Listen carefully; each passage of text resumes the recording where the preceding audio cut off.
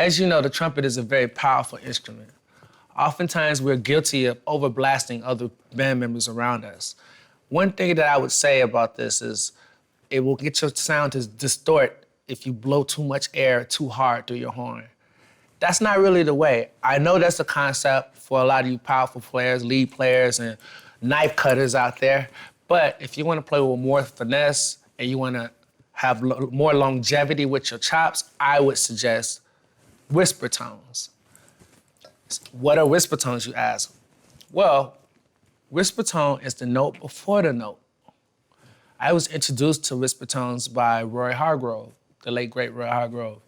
And he was telling me, man, you're blasting, you're playing too loud.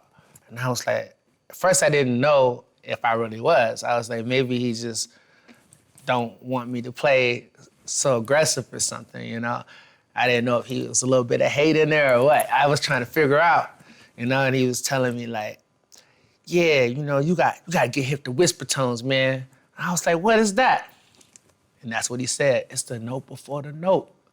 Blew my whole mind. So basically, right when you're blowing air into your horn, we talked about air is sound, right? So the air that you're blowing through your horn, right before the note comes, that's the whisper tone. And if you practice softly like that, your chops will be way stronger for later.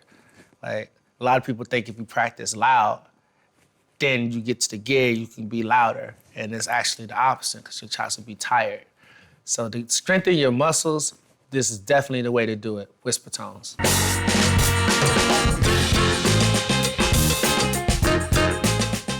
A whisper tone sounds like this.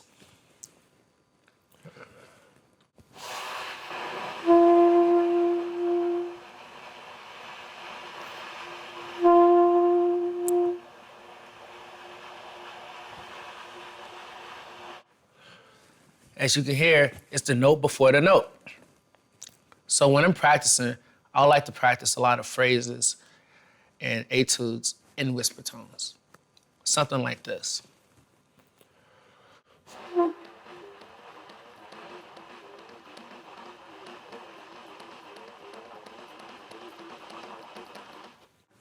What I was playing was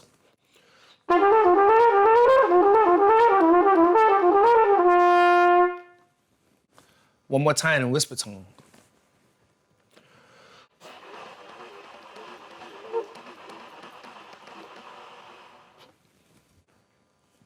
Now, you try it at home. Start on G within the staff. And just blow a note first. With the hot air, not regular blowing, like, but really dig in your diaphragm and blow it, like I said, you're blowing out something hot, like a hot bowl of soup.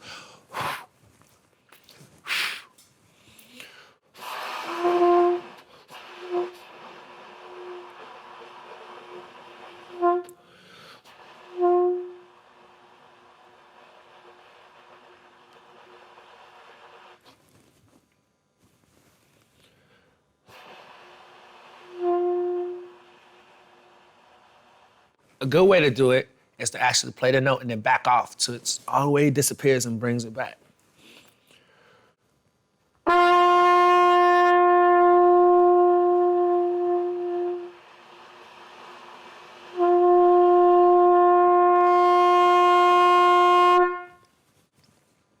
Now you try it. As you're blowing the hot air, like you're blowing a bowl of soup, a hot bowl of soup, you're gonna have not a ta, but more of a hoo.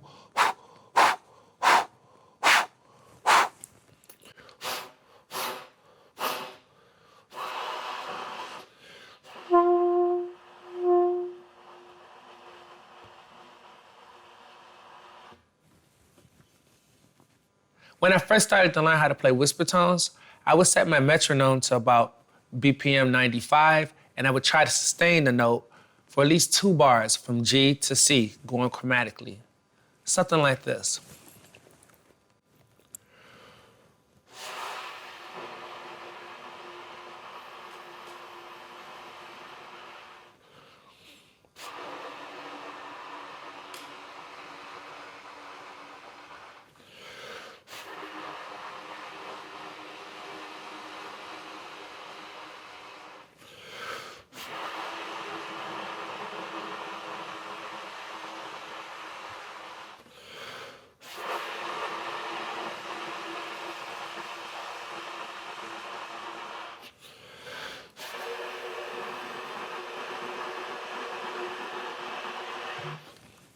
Now you try it. Another great thing about whisper tones, and it really helps on working on your breath control. And again, breath control is everything when playing the trumpet. No breath, no air. No air, no sound.